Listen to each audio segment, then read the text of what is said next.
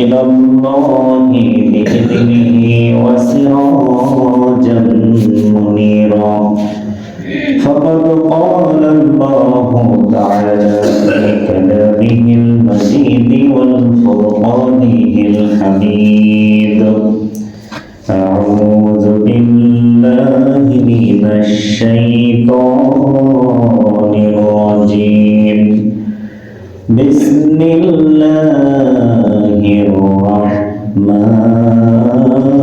الرحيم الذي أطعمهم من جوع وآمنهم من خوف سبحانك لا علم لنا إلا ما علمتنا إنك أنت العليم الحكيم رب اشرح لي صدري ويسر لي أمري واحلل عقدة من لساني يفقه قولي আলহামদুলিল্লাহ পবিত্র জামাতুল উলামা মাসের শেষ জুমা আল্লাহ তাআলা আমাদেরকে সুস্থতার সাথে দুনিয়ার কাছ থেকে বিরত রেখে আল্লাহ করে আগে আগে এসে বসে যাওয়ার তৌফিক দান করেছেন। শুকর আদায় করি, সবাই বলি আলহামদুলিল্লাহ। লাখো কোটি দরুদ ও সালাম বর্ষিত হোক সাইয়্যিদুল মুরসালিন আশরাফুল আম্বিয়া রাহমাতুল লিল আলামিন খাতামুন নবিয়্যিন হযরত মুহাম্মদ রাসূলুল্লাহ সাল্লাল্লাহু আলাইহি ওয়াসাল্লাম। আল্লাহ তাআলা আমাদের সকলের জন্য জুমার এই খুতবাকে হিদায়াতের ওসিলা হিসেবে কবুল করুন, আমিন। আলহামদুলিল্লাহ, রমাদান আমাদের নিকটবর্তী। জামাতুল উলামা মাস, জামাতুল উখরা আসবে, তারপরে রজব, শাবান, 3 মাস আছে। আজকের জামাতুল উলামা মাসের শেষ দিন, অর্থাৎ সামনে পরাপরি আর 3 মাস পরে রমাদান আমাদের মাঝে আগমন করবে ইনশাআল্লাহ। আল্লাহ তাআলা আমাদের সকলের জন্য রমাদানকে বরকতময় করুন, সুস্থতার সাথে আল্লাহ আমাদের রজব শাবানের বারাকা দান করে যেন রমাদান পর্যন্ত আল্লাহ আমাদের প্রত্যেকের হায়াত বাড়িয়ে দেন। রমাদানের আগে থেকে রমাদানের আকাঙ্ক্ষা মুমিন জীবনের একটা অন্যতম একটা দোয়া হওয়া উচিত, আকাঙ্ক্ষা হওয়া উচিত, সাধনা হওয়া উচিত যে রমাদান পাবো। কারণ যে রমাদান পাবে সে 1000 বছর পৃথিবীতে বেঁচে থাকলে, ইবাদতের মধ্যে থাকলে, আখিরাতের জন্য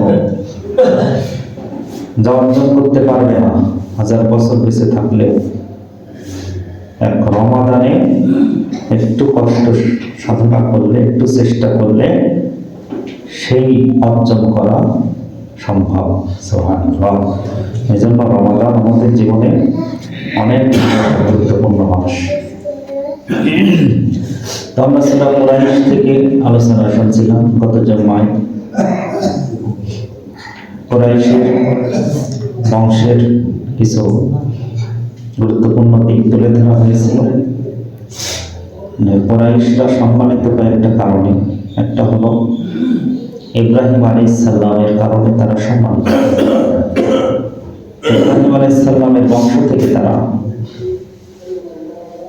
এবং ইব্রাহিম আলাইহিস সালামের বানানো, মানে তার হাত দ্বারা আল্লাহ তাআলা যে কাবা ঘর নির্মাণ করেছেন আল্লাহ, সেটাও রক্ষণাবেক্ষণের দায়িত্ব কুরাইশদের হাতে এসেছে। সেই হিসাবে তারা সম্মানিত। এবং সেই বংশেই আদম সন্তানের মধ্যে শ্রেষ্ঠ সন্তান, নবীদের মধ্যে শ্রেষ্ঠ নবী, আল্লাহর সমস্ত সৃষ্টির মধ্যে শ্রেষ্ঠ সৃষ্টি হযরত মুহাম্মদ রাসূলুল্লাহ সাল্লাল্লাহু আলাইহি ওয়াসাল্লামকে তাদের মধ্যেই পাঠিয়েছেন। এজন্য তাদের জন্য সবচেয়ে শ্রেষ্ঠত্বের কারণ এটা যে তাদের বংশে থেকে, কুরাইশ বংশে আল্লাহ রাসূলুল্লাহ সাল্লাল্লাহু আলাইহি ওয়াসাল্লামকে পাঠিয়েছেন। কুরাইশ শব্দের অর্থ হলো তিমি মাছ। সমুদ্রের ভিতরে যারা সমস্ত প্রাণীর মধ্যে অপরিজয়ী একটা প্রাণী, যে সবার উপরে বিজয় অর্জন করে। তিমি মাছ সব প্রাণীর উপরে, তার শ্রেষ্ঠত্ব সমুদ্রের মধ্যে। এই জন্য কুরাইশ নামকরণ করা হয়েছে এই কারণে যে কুরাইশরাও পৃথিবীতে বহু বংশ আছে, কিন্তু সব বংশের মধ্যে অপরিজীয় বংশ হলো কুরাইশ বংশ। কারণ সে মুহাম্মদ রাসূলুল্লাহ সাল্লাল্লাহু আলাইহি সাল্লাম ওই বংশে জন্মগ্রহণ করার কারণে তারা সবচেয়ে শ্রেষ্ঠ বংশে পরিণত হয়েছে। সুবহানাল্লাহ। সম্মানের দিক থেকে, শারীরিক দিক থেকে কুরাইশ বংশ শ্রেষ্ঠ। কুরাইশ সূরা মূলত কুরাইশদের উদ্দেশ্যেই আল্লাহ কথা বলেছেন রাসূল সাল্লাল্লাহু আলাইহি সাল্লামের সাথে। কুরাইশদের নিয়ে তাদের সাথে কথা বলেছেন রাসূলের সাথে, যে তারা অভ্যস্ত লীলাফি কুরাইশ অভ্যস্ত, আসক্ত শীত গ্রীষ্মে, ইলাফিহিম রিহলাতাশ শিতাই ওয়াস সাইফ, শীতে এবং গ্রীষ্মে সফরে বাইর হতে ব্যবসার উদ্দেশ্যে। আর রিহ শব্দ দ্বারা বোঝায় ব্যবসায়িক সফর। বলেছিলাম যে আরবিতে কয়েকটা কথা, সাবাহা, রাহা, এসবগুলো অর্থ সফর বোঝায়, কিন্তু আল্লাহ তাআলা এখানে রিহ শব্দটা দিয়ে শুধুমাত্র ব্যবসায়িক সফরকে বুঝিয়েছে, যে সফরে বহু মালামাল নিয়ে যাওয়া হয়,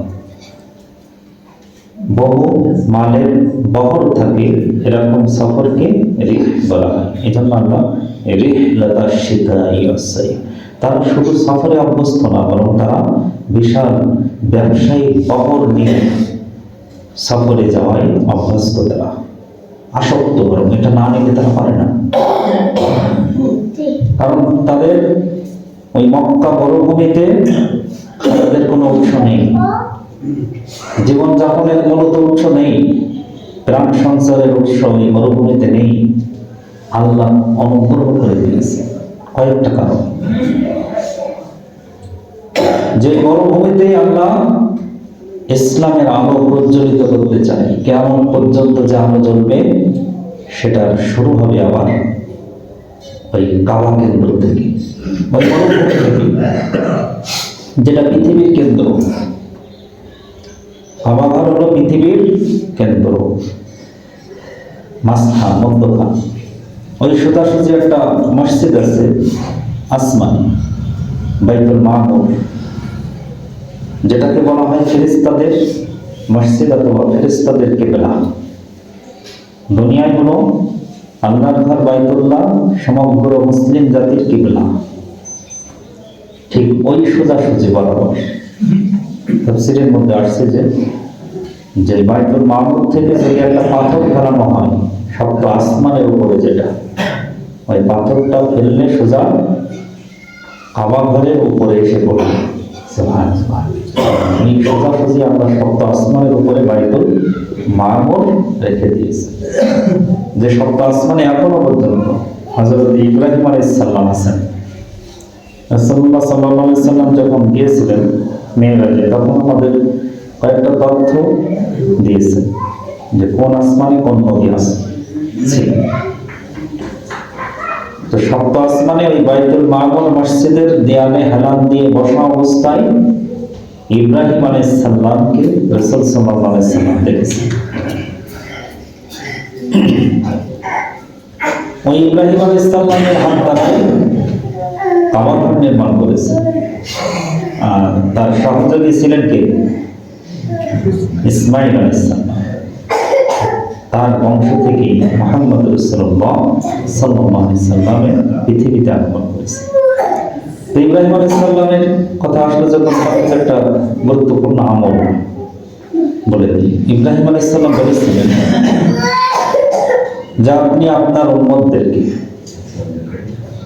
রাসূলকে বলেছেন সাল্লাল্লাহু আলাইহি সাল্লাম, যে আপনি আপনার উম্মতদেরকে একটা কালিমা বেশি বেশি পড়তে বলবেন। দেখেন, সপ্ত আসমান থেকে তথ্য এই উম্মত পেয়েছে। এবং আমাদের মুসলিম মিল্লাতের পিতা মিল্লাত আবিকুম ইব্রাহিম, আল্লাহ জানিয়ে দিয়েছেন কোরআনে সূরা হজ্জের শেষের দিকে, মিল্লাত আবিকুম ইব্রাহিম, ইব্রাহিম আলাইহিস সালাম গোটা মুসলিম মিল্লাতের পিতা। তিনি বলছেন যে আপনার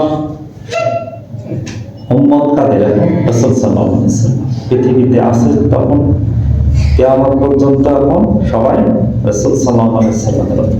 তাই বলছেন যে আপনি আপনার উম্মতদেরকে, তার মানে আমরা কিন্তু ইব্রাহিম আলাইহিস সালামের সন্তান, কিন্তু ইব্রাহিম আলাইহিস সালামের সন্তান হিসেবে সম্মান বেশি না, সম্মান রাসূলুল্লাহ সাল্লাল্লাহু আলাইহি সাল্লামের উম্মত হিসেবে। এজন্য এই পরিচয় রেখেছেন। বলে দিতে পারতেন আমার সন্তানদেরকে সম্মান দিয়ে দিয়ে, কিন্তু এটা বড় সম্মান না। বড় সম্মান কোনটা? রাসূলুল্লাহ সাল্লাল্লাহু আলাইহি সাল্লামের উম্মত হওয়া বড় সম্মান। এই সম্মান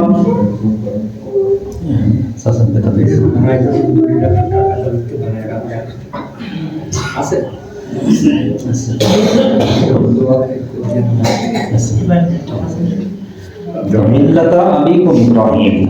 তিনি যে কেন এই উম্মতের পিতা হয়েছে সেটা নমুনা। তিনি বলছেন যে আপনি আপনার উম্মতদেরকে জানিয়ে দিন।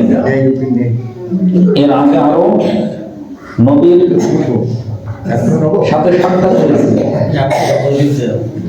এর আগে আরো নবীর সাথে সাক্ষাৎ হয়েছে, কিন্তু